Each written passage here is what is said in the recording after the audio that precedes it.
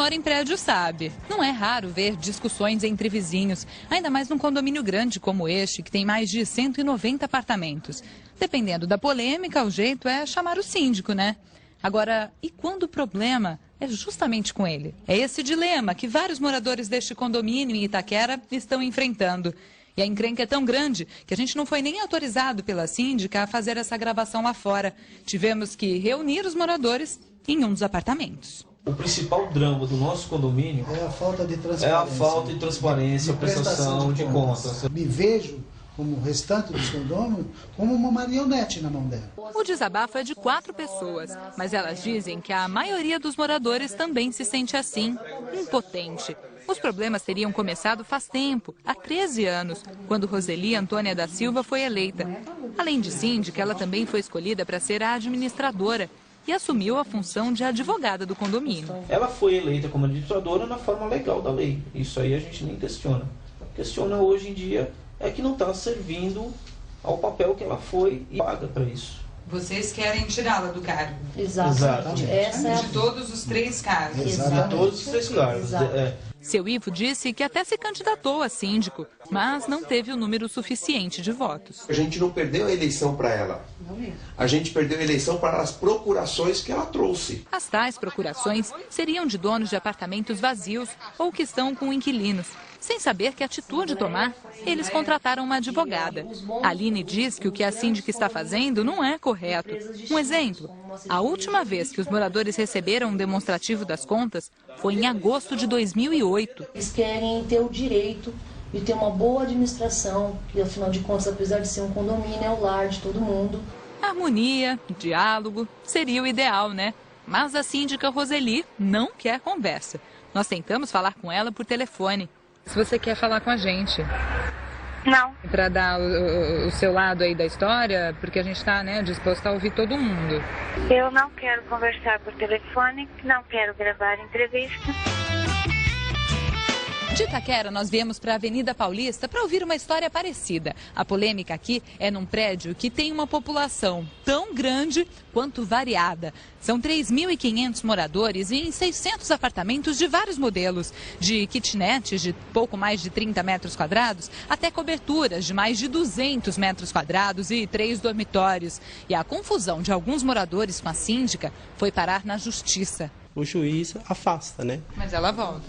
Mas ela volta, né? Ela consegue voltar lutando no tribunal, né? O desconhecimento, a falta de preparo, uma ótica muito reduzida faz com que as pessoas não veem que este prédio é um prédio para ser tratado como uma empresa. Meire foi eleita síndica pela primeira vez há 9 anos. O salário foi definido em assembleia, R$ 7.000. A convenção do condomínio também diz que ninguém pode ficar no cargo por mais de 2 anos.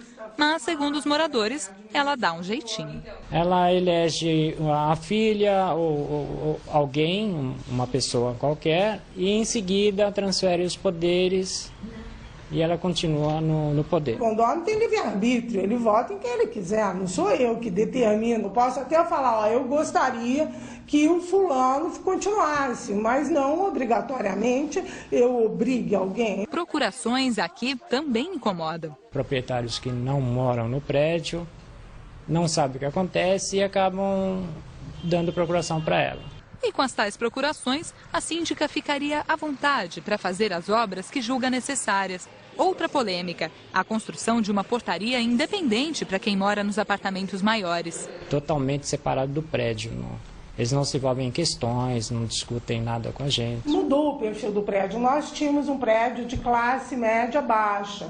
Hoje nós não temos mais um prédio de classe média baixa. É no mínimo de média, média e média alta.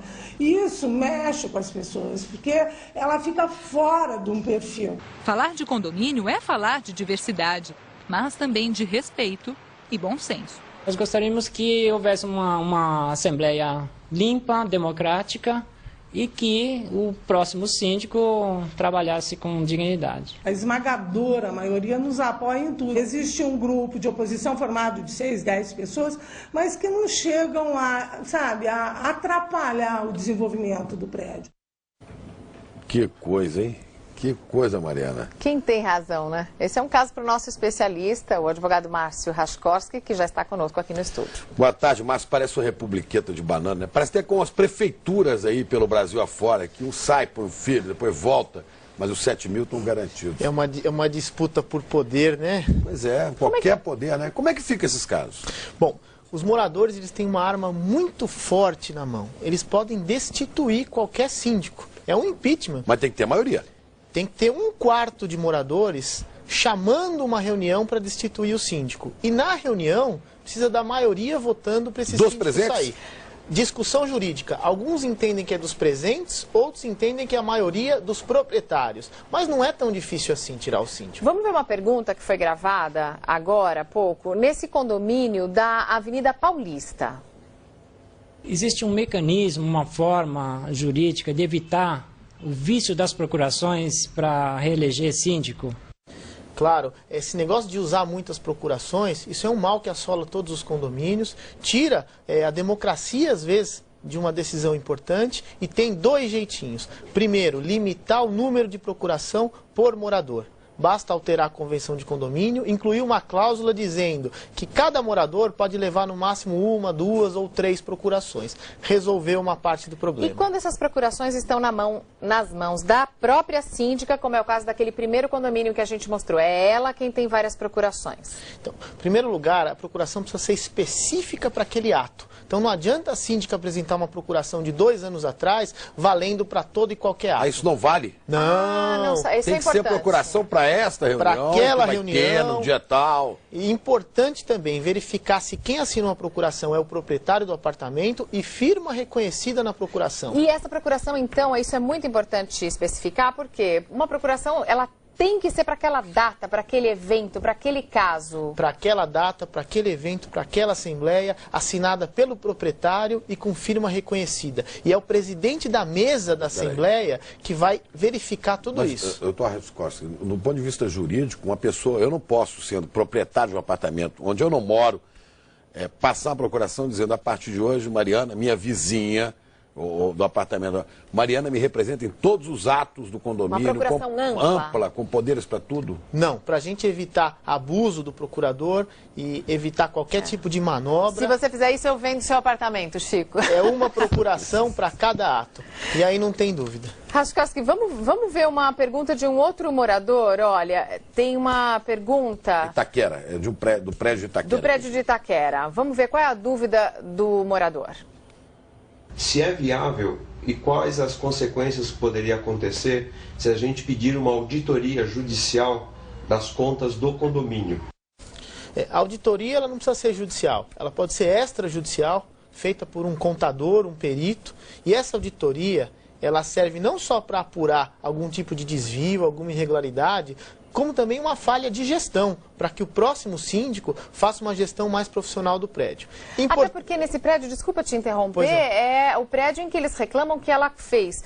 Ela vai fazer uma obra de fachada sem apresentar o nome da empresa, sem apresentar os valores do custo dessa obra. Quer dizer, não dá para não ter prestação de contas e a última ter sido mais de 2 anos atrás.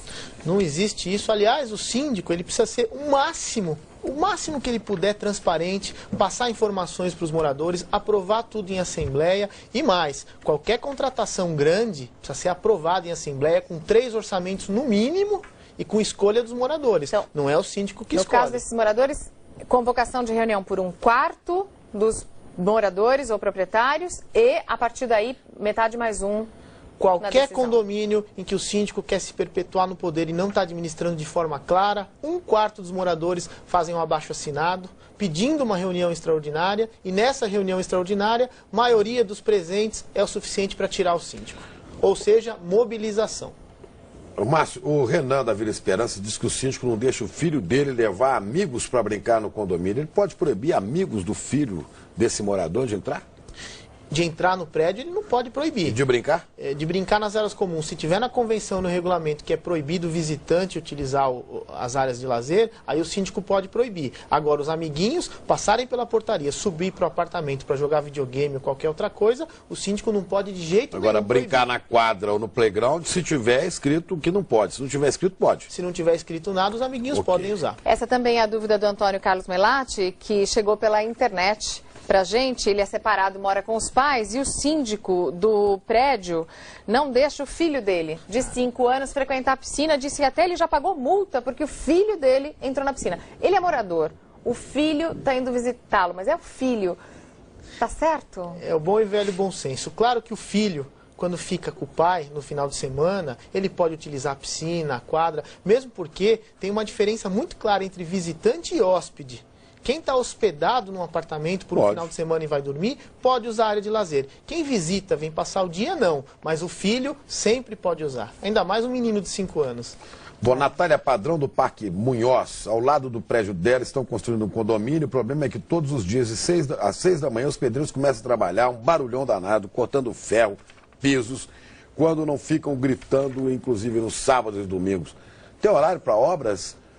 Que ela pode fazer? Claro, essa obra tem que começar pelo menos às 7 da manhã, mas o barulho grosso só a partir das 8, precisa parar no final da tarde, final de semana, sábado, só no horário comercial. Ela deve acionar o PSIL da prefeitura e... 156. Isso, a prefeitura e o síndico do condomínio deve mandar uma notificação para a construtora, dizendo que o condomínio, se não resolver o problema do barulho, o condomínio vai entrar com uma ação judicial. A Fátima Aparecida de Souza de Santana diz que dos 19 apartamentos do prédio dela, 16 são de um mesmo proprietário. E é ele quem administra o condomínio. Ela quer saber se pode. Pode, ele é o proprietário da esmagadora maioria dos imóveis, ele é que vai escolher tudo lá, só que ele precisa prestar conta para os outros poucos proprietários, mas ele pode administrar.